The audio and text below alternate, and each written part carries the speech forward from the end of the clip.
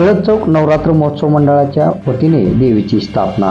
मुरुम. तारीख 3 दिनांक 3 ऑक्टोबरपासून शारदीय नवरात्र महोत्सवास प्रारंभ झाले. मुरुम येथील टिळक चौकात प्रतिवर्षाप्रमाणे विधिवत पूजन करून देवीचे व घटस्थापना करण्यात आली आहे.